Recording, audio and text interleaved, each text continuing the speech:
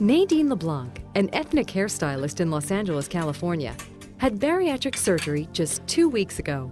She's already experiencing positive changes in her body, her weight, and her health.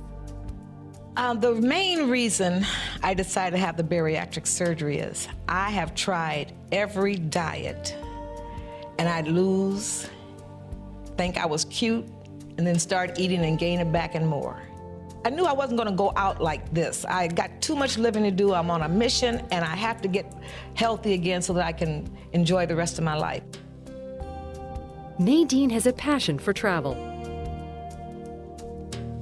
Recently, she's been on safari in South Africa, traveled to Ghana, and has visited Egypt and the Valley of the Kings. Last summer, I went to Egypt and to Ghana, and it was 118 degrees in Egypt, and we were in the Valley of the Kings to see the tombs. And my knees hurt too much to walk to the temples and to the tombs. To go that far and not be able to enjoy everything that I went there for told me it was time to do something.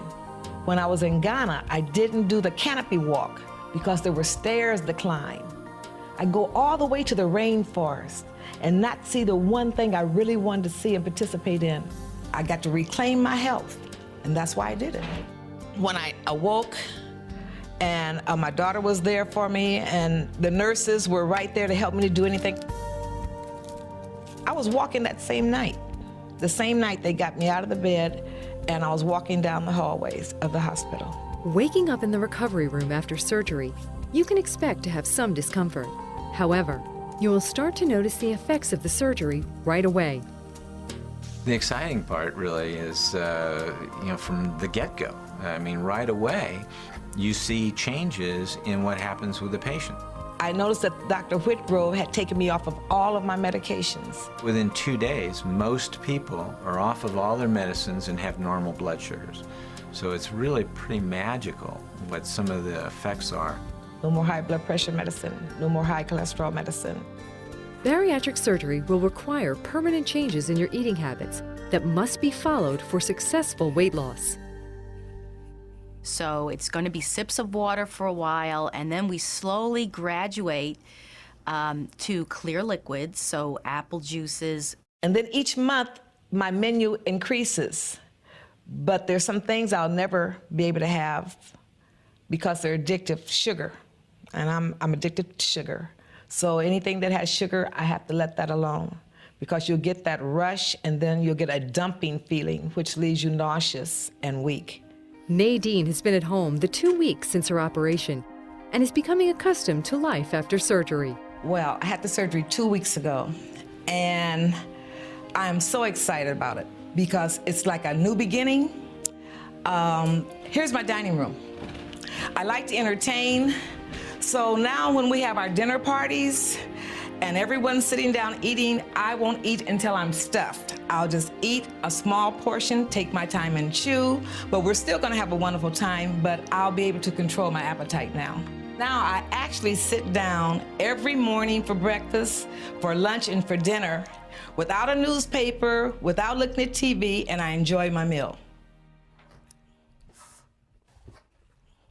Your ability to resume pre-surgery levels of activity depends on your physical condition, the nature of the activity, and the type of bariatric surgery you had.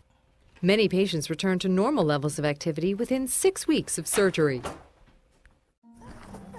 2,000 miles across the country, in Cape Cod, Massachusetts, April Kohler, a mental health counselor, had bariatric surgery a year and a half ago.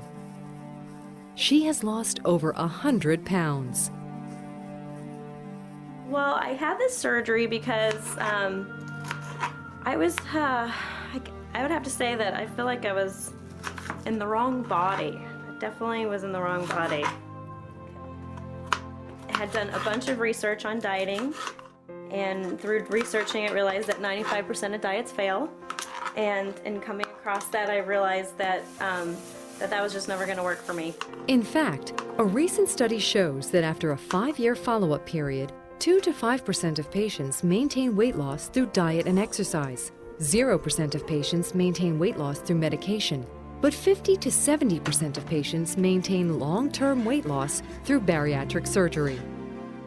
April's weight rose to 289 pounds and began to cause medical problems for her after she turned 30. She developed arthritis from the extra weight on her joints, and doctors told her she would probably develop diabetes in several years.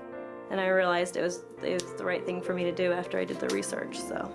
Now she weighs 148 pounds and runs, swims, and bikes. I was basically overweight because my portions were too big. And so through this, I've really learned a portion, and I can actually show you. This is like basically a portion for me, hopefully for the rest of my life. I really followed the rules and I didn't have any problems. Some people, if you eat too fast or if you drink before or after a meal, you have a lot of issues. I basically haven't had many because I've just followed the rules. When you start eating solid food, chew your food thoroughly and eat very slowly. Don't drink fluids while eating. They will make you feel full before you have eaten enough food. Avoid desserts and other items with sugar if they have more than 3 to 5 grams per serving size. Avoid carbonated drinks. Avoid high-calorie nutritional supplements. Avoid milkshakes. Avoid foods high in fat and foods that have no nutritional value. Avoid alcohol and limit snacking between meals. These guidelines are designed to improve the chance of long-term success in weight loss. If you don't follow the guidelines, you may not lose or maintain the loss of the estimated excess weight.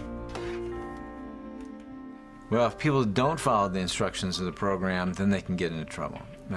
If they eat the wrong things, then they can get sick, physically sick. If they eat too much and try to force things down, then things can get lodged in that small opening that we make. The main thing that I do now is I actually log all my food every day. And this was like in the beginning, all you had to concentrate was on liquid and proteins. I still do the logging. I also have like little exercise journals and where I have stars over all the days that I log. But the logging really actually helps reinforce the behavior. So it's like one of the best things that I've learned. Hi, April. Hello. How are you? Great. Wonderful. You look fabulous. Feel great. And how much is your total weight loss? So 106 pounds. 106 pounds. Wow. Terrific. Yes, on surgery. Oh, I'm running and I'm weightlifting and Wow. I'm riding the bike. I'm actually training for a mini triathlon in June, so. Wow. Is Very this going to be excited. your first triathlon? My first. All Yeah, right. it's a 5K run, it's a 10-mile bike ride, and a 1/4 mile swim in the ocean. Wow. You are going to feel so fabulous after that. The main thing I learned over this whole thing is that the surgery is just a small portion of it, and that basically everything afterwards that you do with your mind and your mouth and your hands is really about 95% of the success. You have to completely get rid of your old relationship with food and get a new one.